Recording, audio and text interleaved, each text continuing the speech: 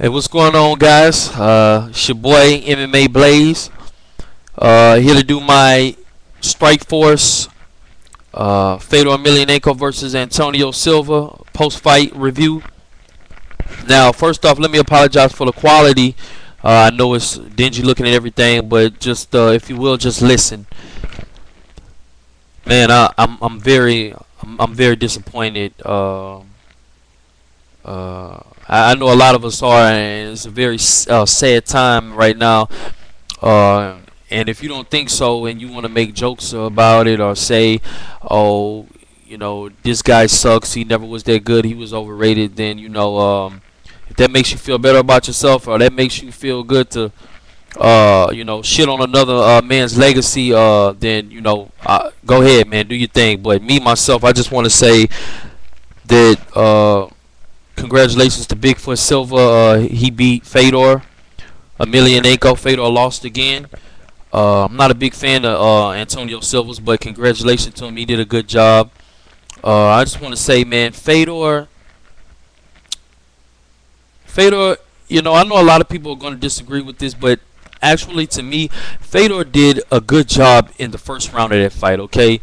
You have to think about something. Being that Fedor is very small. I mean, he's much smaller than Antonio Silva, okay? And Antonio was fresh, and they both started off fresh in that fight in the first round. And Fedor did his thing. I had Fedor winning that first round. Okay, it was a close first round. It could have went either way, but I think Fedor edged out that first round. Fedor came into this fight to fight, and as you can see that, and I think he was right about when he said he never could really just find himself. Something was off from the beginning. But I want to say Fedor did a great round. I don't want to say he did terrible in this fight, but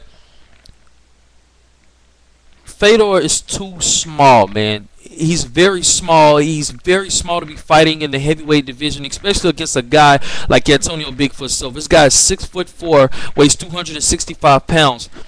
Okay. He has the better of the reach. You may say Fedor's fought big guys like this in the past, but yeah, he's never fought big guys that had as much skill as Antonio Silva. Now, I'm not saying that Antonio Silva is a great fighter by no means, because in my opinion, he's okay. He's not. I'm sorry, I would even put this guy in the top 10. That's just my opinion. Just because he beat Fedor, okay? Fedor is on the other side of his career now, okay? We can't just sit here and say that Fedor was never that good. He was never the best. He was overrated. And a lot of people are going to say that. You can't just say that, because at one time, Fedor was the best at one time. Okay, Fedor may not be the best right now, but he deserves respect from each and every last one of you guys. Fedor has always come out, and he has always, he's always been ready to bring the fight. He's always had that balls to the wall type fighting style, and don't hold back, and not scared to get out there and try to go for the knockout and the victory. And at one time, Fedor was the best. Okay, Fedor's not a very old person. He's not a very old man, but in the fighting world, Fedor is approaching that time to where you need to start thinking about something else other than fighting. And you can tell Fedor is really not the fighter that he used to be, but at the same time, I think Fedor, he still has a lot to offer this sport. I'm not going to say I want to see him retire. The only reason I would want to see him retire is because I don't want to see him take a lot of losses. Just it hurts to see a fighter who was once preferred to as the best just really go in there and just take a loss after loss. And I think that's the reason why he's making that decision to probably say he wants to retire, because Fedor is a great person and a great fighter first and foremost, but to see him just go in there and just keep losing to guys and let these guys get their name off of beating Fedor, I'm sure he doesn't want that. I'm sure his friends, his family doesn't want that. Me as a fan, I don't want that. But even though I'm pretty sure that Fedor could beat a lot of people. I'm pretty sure that he could beat most heavyweights. But Antonio Bigfoot Silva is a humongous guy. He's a humongous humongous motherfucking guy. Okay, period. And there's no doubt about it. Going into that second round, Fedor did take an ass whooping. Okay, he got mounted, but Antonio Silva is so big to where if he would have been just a little smaller, Fedor would have gotten out of that mount, but he couldn't. He just he was just outweighed, and he just outsized, and he couldn't do anything about it. But Fedor has a lot of heart. There's no question in this guy's heart, man. Fedor did not give up. A lot of people, after they take that brutal beating of that massive ground and pound, so many people would have tapped probably to the strikes, and people they would have, whenever he went for that choke, that submission, so many people would have tapped just to look for a way out of that. Fedor went in there and he was ready to win that fight. He tried, he did his best, but I do disagree. I know Fedor's eye was really fucked up. He was really messed up, and I know he probably couldn't see out of it. But I don't think that they should have let Fedor really go out on his shield, even though he did. But I believe that Antonio Bigfoot Silva punched himself out in that second round. Going into that third round, I seriously believe Fedor would have found a way to win. I believe he would have got the KO. I believe he would have got to find a way to get the victory. Antonio Silva was tired. Okay, he punched himself out. He could barely even lift his hands up and finish that round and go for punches. Okay. I just hate the referee, whoever stopped that fucking fight. I just hate they had to stop it. Yeah, I don't want to see my favorite fighter take a beating like that. And yeah, and I'm pretty sure he didn't want to take a beating. But if Fedor had a choice, I don't think Fedor would have stopped the fight just because he has so much heart. But not to take anything away from Antonio Bigfoot Silva, but had this fight would have went into the third round, I'm pretty sure you would have lost. And Fedor probably would have taken a little bit more punishment. His eye was messed up really bad. Hopefully he's okay. Hopefully Fedor recovers good and everything. But I have enough faith in him to think that he would have can't come back and really found a way to win. Antonio Silva was gassed, and when a fighter's gassed, it's no telling what could happen. He very well may have lost that fight. So like I say, I know a lot of you people on here who not Fedor fans or anything like that just give it up, and Fedor, he's done. You have to accept the fact that Fedor is not that good and it's over. He's done. Time to move on. Yada yada yada. Stop crying. This and that. Look, man, what you need to do, my friend, is kill yourself. You know what I'm saying? Period. You know what I'm saying? All I'm saying is, look, respect the guy. Don't go shitting on his name, trying to talk about his legacy, talking about he wasn't that good. Okay, Fedor, he was that good, okay? And he still is good. Unfortunately, in the fight game, everybody has to lose, okay?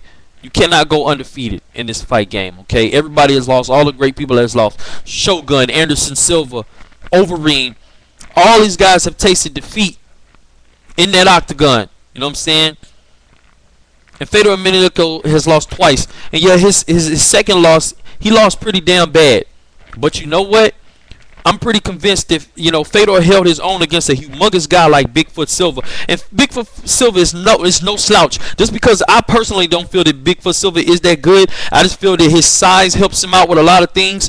If Fedor was the same exact size as Bigfoot Silva, Fedor would have beat Bigfoot Silva in the first round.